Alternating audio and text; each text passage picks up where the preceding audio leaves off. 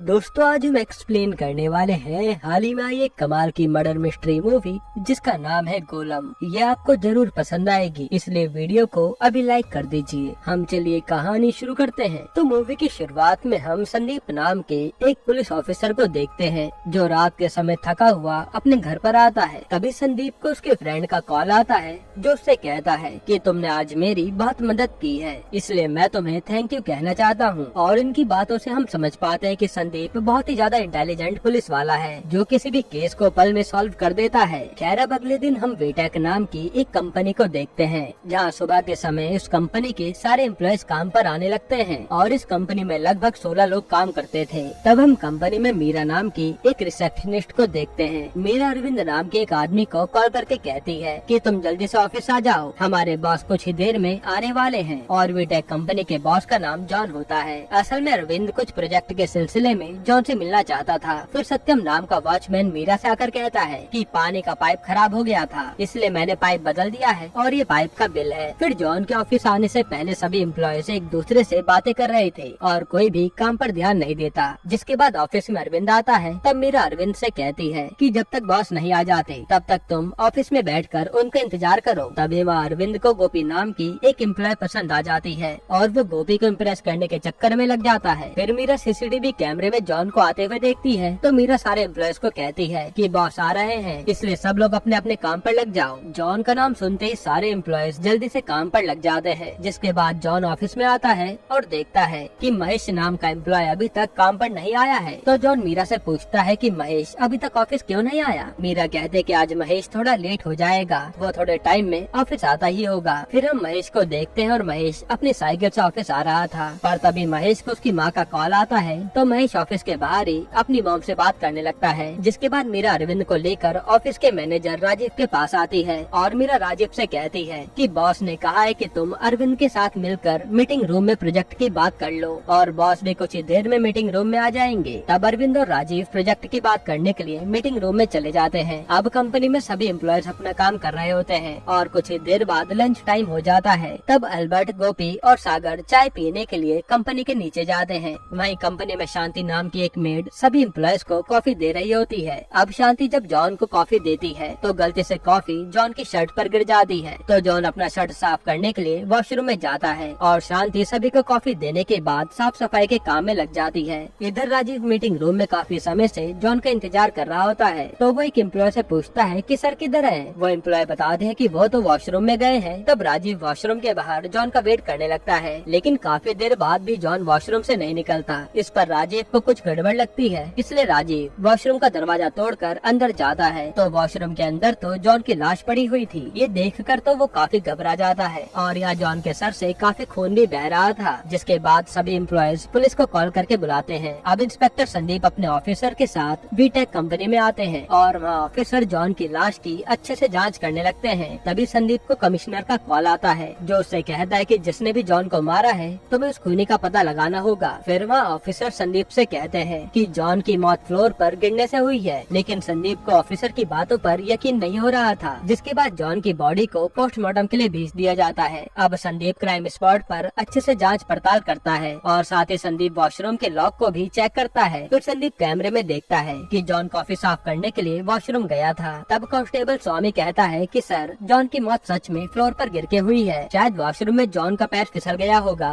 तभी जॉन के सर पर चोट लगने की वजह से उसकी मौत हो गई होगी। पर अभी भी संदीप को लगता है कि किसी ने जॉन का मर्डर किया है। जिसके बाद संदीप जॉन के बारे में इंफॉर्मेशन कलेक्ट करने लगता है और उसे पता चलता है कि जॉन का एक छोटा भाई है जिसका नाम इवान है। इवान काफी समय से अमेरिका में है और जॉन का एक पार्टनर है जिसका नाम जॉर्ज है। तब संदीप अपने जूनियर से कहता है कि तुम लोग जॉर्ज को कॉल करके यहाँ पर बुलाओ, मैं जॉर्ज से कुछ बातें करना चाहता हूँ। अब पुलिस वाले सभी एम्प्लॉयज के फोन को एक जगह रखवा देते हैं। तब स्वामी संदीप से कहता है कि सर हमारे पास एक भी एविडेंस नहीं है, हम लोग खूनी को कैसे ढूंढेंगे। इस पे संदीप कहता है कि कातिल कितना भी शातिर हो पर कातिल कुछ न कुछ गलती तो करता ही है, हमें बस वही गलती पकड़नी है। फिर अरविंद संदीप से आकर कहता है कि मैं इस कंपनी में जॉन से मिलने आया था और मुझे कुछ काम से जाना है, इसलिए क्या मैं यहाँ से जा सकता हूँ। तो संदीप कहता है कि जब तक हमें सच्चाई का पता नहीं चल जाता तब तक कोई भी यहाँ से बाहर नहीं जा सकता। इसके बाद संदीप सभी एम्प्लॉय से पूछता है कि तुम्हें जॉन के गिरने की आवाज आई थी क्या। इस पे मीरा संदीप से कहती है कि उस समय शांति वैक्यूम क्लीनर से सफाई कर रही थी, इसलिए हमें कोई भी आवाज नहीं आई। अब संदीप सत्यम से जाकर पूछता है कि जब जॉन वॉशरूम में था तब तुम क्या कर रहे थे। सत्यम कहता है कि उस समय तो मैं कुछ काम से बाहर गया था। फिर संदीप शांति से पूछता है कि तुम यहाँ काफी समय से काम कर रही हो, ये बताओ जॉन का बिहेवियर कैसा था। इस पे शांति संदीप से कहती है कि जॉन सर बहुत ही अच्छे इंसान थे, वो सभी लोगों की मदद किया करते थे। साथ ही जॉन सर अपने एम्प्लॉयज को चाय बिस्किट भी हाफ टाइम में देते थे। जिसके बाद संदीप सभी एम्प्लॉयज से एक एक करके जॉन के बारे में पूछताछ करता है, पर काफी पूछताछ के बाद भी संदीप को कोई एविडेंस नहीं मिलता। फिर थोड़ी देर में संदीप को स्वाति नाम के एक एम्प्लॉय के बैग में स्लीपिंग पिल्स मिलती हैं। तब संदीप स्वाति से पूछता है कि तुम ये पिल्स क्यों खाती हो और ये पिल्स तुमने कहाँ से ली है। इस पे स्वाति बताती है कि मैंने ये पिल्स मेडिकल से लिया है, मुझे कुछ दिनों से नींद नहीं आती इसलिए मैं ये पिल्स खाती हूँ। फिर संदीप सोचने लगता है कि बिना किसी डॉक्टर की परमिशन के ये पिल्स स्वाति के पास आई कैसे, क्योंकि जब तक डॉक्टर्स प्रिस्क्राइब नहीं करते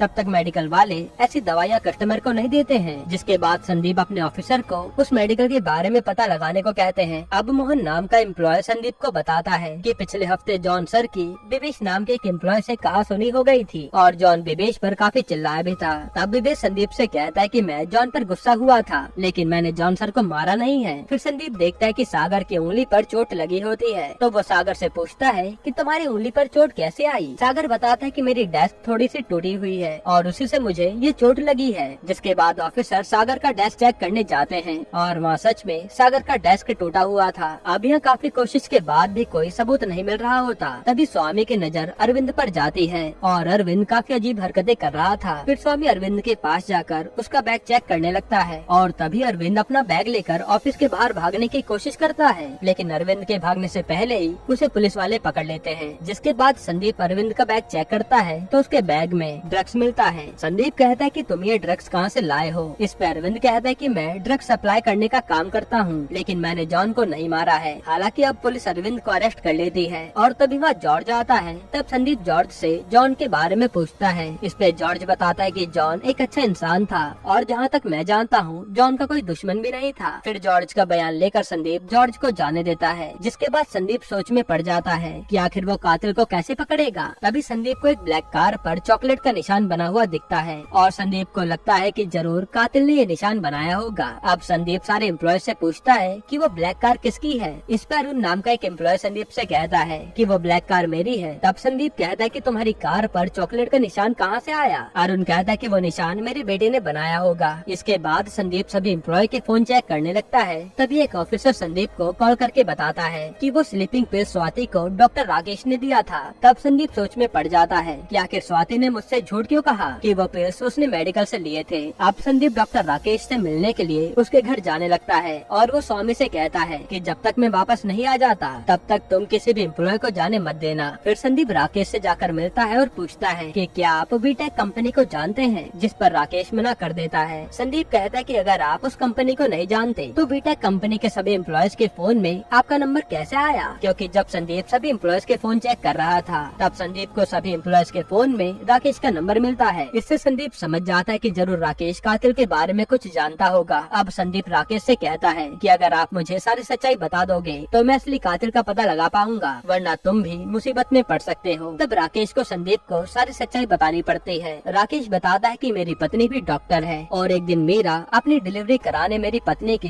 हॉस्पिटल में आई थी। जब मेरी पत्नी ने मीरा का चेकअप किया तो उसे पता चला कि मीरा का बच्चा पेट में ही मर गया है। ये बात जानकर मीरा बहुत दुखी हुई थी और उसे कुछ समझ नहीं आता कि उसका बच्चा पेट में कैसे मर गया। फिर जब मेरी पत्नी ने मीरा का ब्लड टेस्ट किया तो हमें पता चला कि मीरा के खून में रेड वायरस कंटेंट नाम का वायरस है और ये वायरस इंडिया के बाहर बनाया जाता है। फिर कुछ दिन बाद एल्बर्ट और सागर मेरे पास आए, जिन्हें कुछ दिनों से आई पेन और हेड पेन हो रहा था। तब ये सब देखने के बाद मैं सोच में पड़ गया कि आखिर बीटेक कंपनी के एम्प्लॉयज को ये सारी प्रॉब्लम क्यों हो रही है। जिसके बाद एल्बर्ट और सागर ने राकेश को बताया कि हमारी कंपनी के सभी लोगों को कुछ न कुछ प्रॉब्लम हो रही है, जैसे किसी के हेयरफॉल हो रहा है तो किसी को खून की उल्टियाँ। ये सब जानने के बाद राकेश उन सभी एम्प्लॉय को अपने घर पर बुलाता है। राकेश उन सभी से कहता है कि आप सभी को ये रेड वायरस दिया जा रहा है और मुझे लगता है कि आपके बॉस आपको ये वायरस दे रहे हैं। तब सभी एम्प्लॉय राकेश से कहते हैं कि हमें कुछ दिनों से बहुत वीक फील हो रहा है, इसलिए आप ही हमें बचा सकते हैं। फिर राकेश बीटेक कंपनी के फूड को अपने लैब में चेक करता है तो राकेश को उस फूड के अंदर भी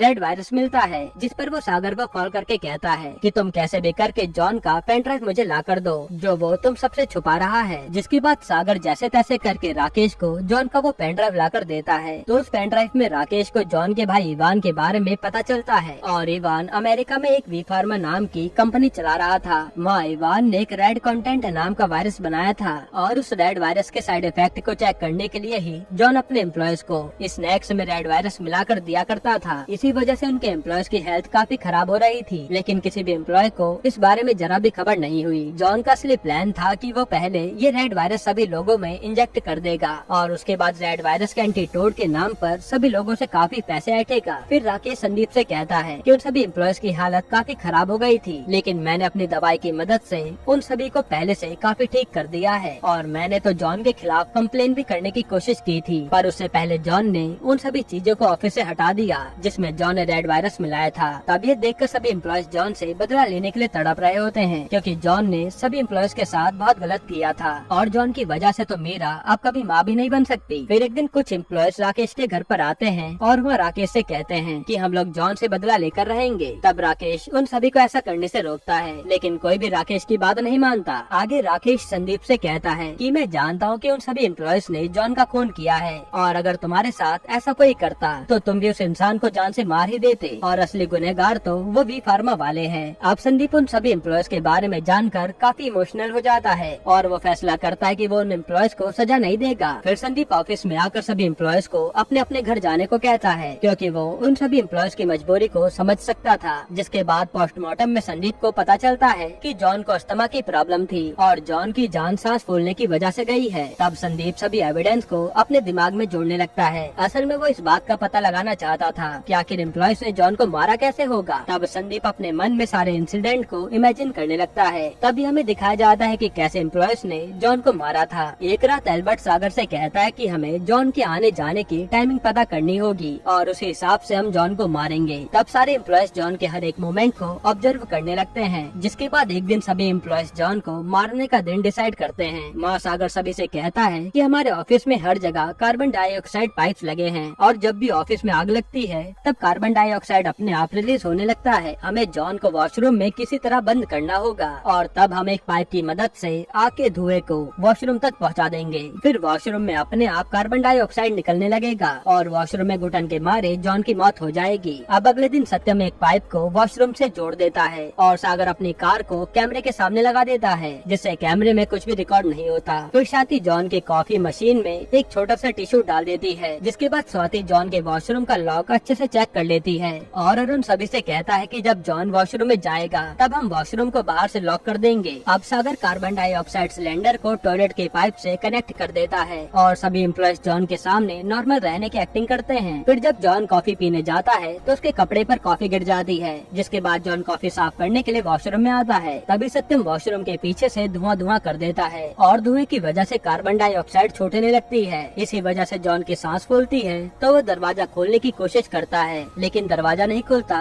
और जॉन वॉशरूम में ही फंस जाता है। तब अस्थमा की वजह से जॉन की मौत हो जाती है। फिर जॉन के मरने के बाद एम्प्लॉय सभी चीजों को वापस से सही कर देते हैं और इससे किसी को उन पर शक भी नहीं होता। हालांकि कोई भी एम्प्लॉय अपने प्लान के बारे में राजीव को नहीं बताता। फिर जब राजीव जॉन से मिलने वॉशरूम में जाता है तब उसे वहाँ पर जॉन की लाश पड़ी मिलती है और सभी को लगता है कि जॉन की मौत पैर फिसलने से हुई है। जिसके बाद सभी एम्प्लॉय ऐसा ही नाटक करते हैं कि उन्हें कुछ भी पता नहीं था। हालांकि अब संदीप काफी मेहनत के बाद जॉन की मौत के पीछे की सच्चाई जान गया था। अब अगले दिन संदीप कमिश्नर से जाकर कहता है कि जॉन की मौत सर पर चोट लगने की वजह से हुई है, क्योंकि वो एम्प्लॉयज को सजा नहीं देना चाहता था। लेकिन संदीप ये भी फैसला करता है कि वो उस आदमी को पकड़ कर रहेगा जिसके कहने पर जॉन रेड वायरस एम्प्लॉयज को दिया करता था। फिर संदीप वी फार्मा के बारे में इंफॉर्मेशन निकालने लगता है। साथ ही संदीप उस जगह पर जाता है जहाँ वी फार्मा कंपनी अपनी दवाइयों को दूसरी जगह सप्लाई किया करती थी। जिसके बाद हम जॉर्ज को देखते हैं और जॉन के मरने के बाद जॉर्ज वीटेक कंपनी का ऑनर बन जाता है और ये मूवी यहीं पर एंड होती है। यानी दोस्तों अब इसका पार्ट 2 भी आएगा जहाँ संदीप का टारगेट जॉन का भाई इवान होगा। वैसे आपको ये मूवी कैसी लगी हमें कमेंट में जरूर बताइएगा और